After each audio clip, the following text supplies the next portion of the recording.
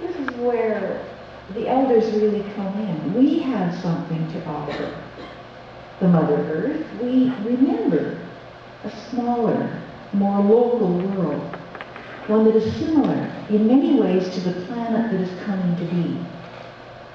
I know, for instance, from my mother and father, how to hang out the laundry, pegging it to the line, and letting the sun and the winds do the work of electricity. I was asking Rose on the way over here, does anyone know of a transition town in this area? And then I realized this area probably doesn't mean transition town.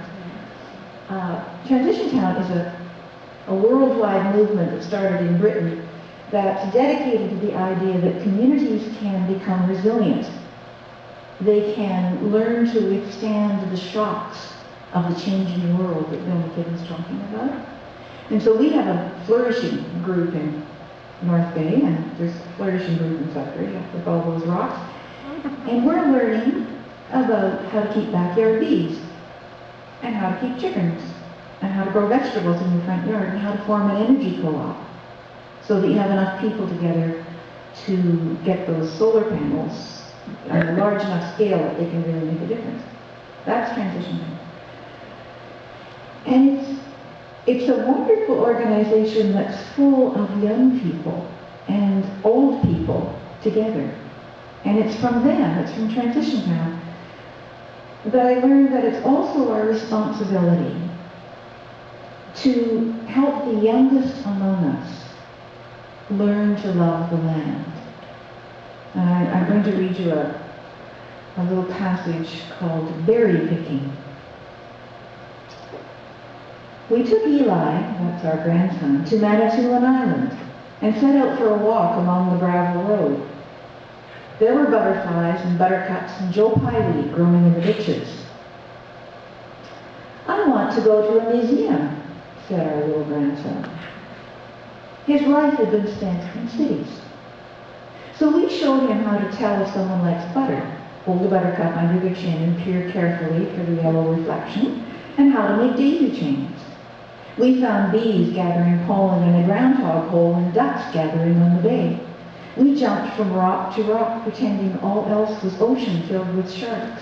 We found raspberries growing by the side of the road and ate them from our hands. Soon he had utterly forgotten about museums. But we were just in time. Children need nature, unmediated by parks, glorious and necessary though the latter may be. Children need berry picking.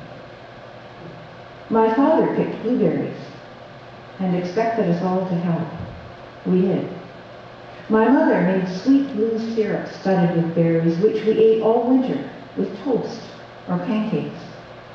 She made pies. We understood from this that the land will feed us, that despite flies and bee stings and winter cold, the land loves us dearly. Our grandchildren need to know this too. So first we mend our relationship with our mother, and second with the land. A third and related gift that we can offer as uniquely educated women is to actively create beauty. It's a task that elders with, we hope, more leisure can take on. Beauty keeps us attached to the earth. Whatever I hear about life hereafter, golden streets or cosmic dust, reincarnation or oblivion, I don't hear much discussion about the way sunlight splashes over my humble pole beams or the angular lines of a granite outcrop beneath a big pine. Popular conceptions of heaven involve a lot of fluffy clouds, and nobody takes this seriously except apparently television ad producers. Still, heaven as an energetic city bursting with discussion over coffee, with imaginative city squares and trees and trees, doesn't figure in anyone's future projections as far as I know. So, I propose elders guard beauty here on earth. and stick around to enjoy it as long as we can. We could befriend a sympathetic architect or civic designer for advice and appear on beauty's behalf whenever new developments are proposed. We could discuss proportion and context, scale and imagination, pedestrian traffic, birdsong, and trees. Elders could speak for beauty. So, people who have become detached from the land, who have been surrounded too much by asphalt and steel, need to fall in love with it again, and beauty helps. It's important to note this next little reading I have for you is from the month of May, which may seem very far away at this moment with the snow outside, but it's not. It's coming. So this is May the 21st. It's called Beauty. The maple is dropping tiny red blooms on the deck, and the tulips are opening too fast. The shady side yard is a sea of white trilliums, and I panic slightly whenever I walk through it. Do not pick the provincial flower. Big fine, maybe jail or beheading. Every Ontario child learns this in school. The forget-me-nots are a blue haze.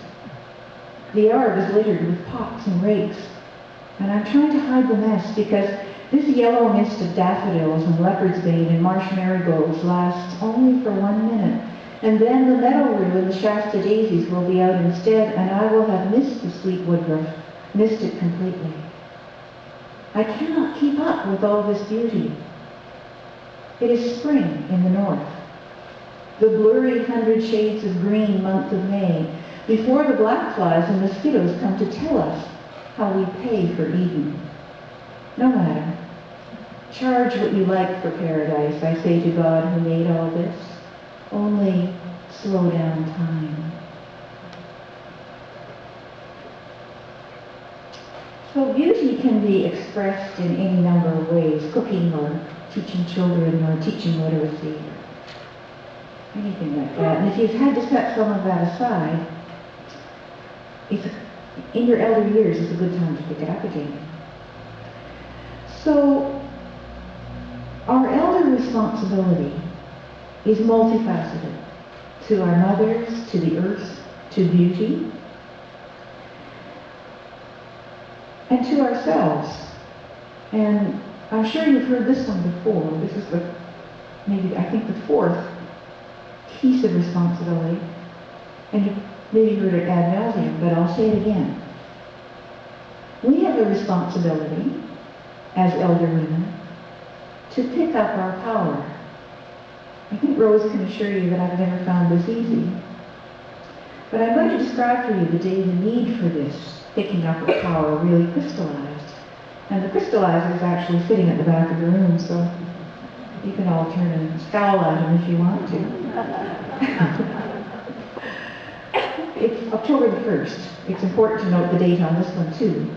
It's called relinquishment. Have you ever thought about relinquishment?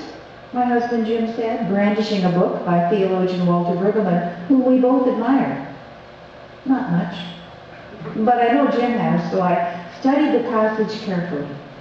It is about giving up power and glory. This is a question for men, I said, not women. We talked for a while about my issues with power. Women, at least of my age, cannot be concerned with the relinquishment of power. Even after feminism has been articulated so wonderfully by so many brilliant women, we are still less in need of letting go of our authority than picking it up. Brueggemann's argument is lovely, but it is a male one. Outside my window, the maple tree shrugs leaves until a vast red carpet is spread on the ground. Unharvested fruit drops intermittently from the crabapple, and the foliage-heavy garden is lit only by a few foxgloves that have mistaken the season and decided to bloom. It is the season of relinquishment. Everything is in its time. Someday women, too, will note where they must surrender power. But first, We need our summer in the sun. So I'm going to close soon.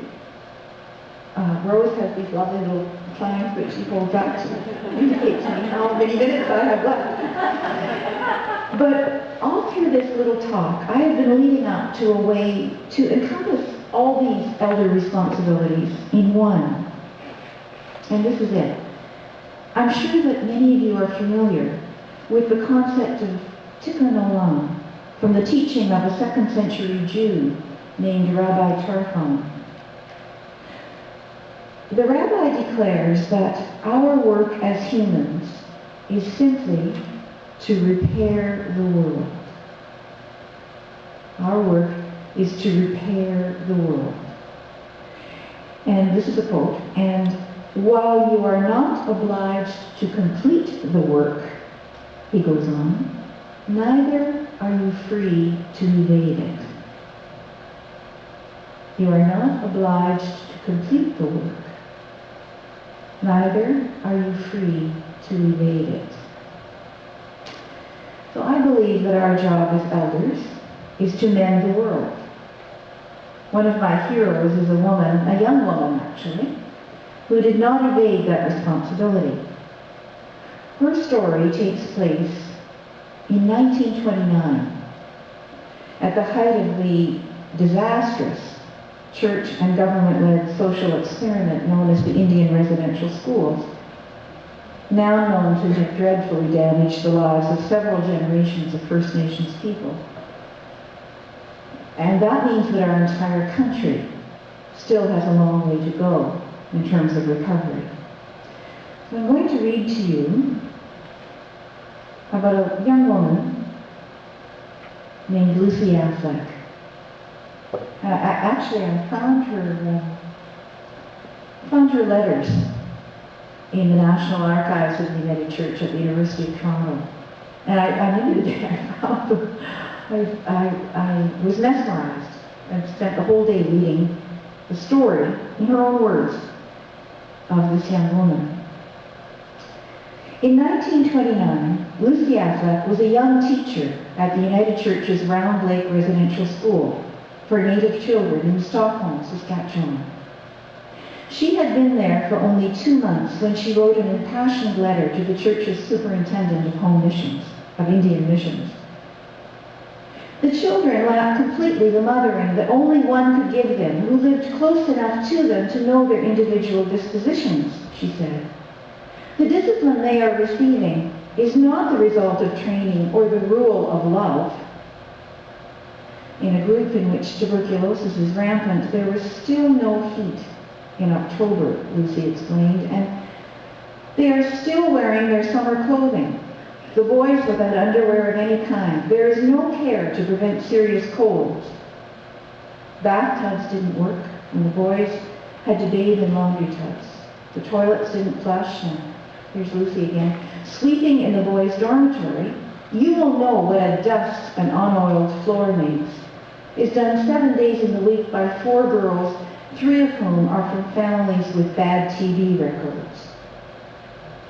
What really upset her was that the prayers they learned were, quote, meaningless. All the religious knowledge these little Indians get is a matter of form only. Of a gospel of love and light they hear nothing. She described the poor food, the overcrowding, the principal selling apples to the children when he knew they had money from their parents. She sent off her letter. A few weeks later, she was called to the principal, who said, "Your check is there on the desk. The truck will take you to Whitewood tomorrow." She asked if there was any explanation. None, except the church demands the immediate dismissal of anyone disloyal to the staff. In nothing that I have said or done have I been disloyal to the children or the school, Lucy said. I reported only conditions that should not exist and reported them to the proper authorities. You may take either a morning or an afternoon train, he said. Lucy lost her job in the Depression. She was not yet 30. We who are retired and have no job to lose have no reason to keep silent when we see conditions that should not exist.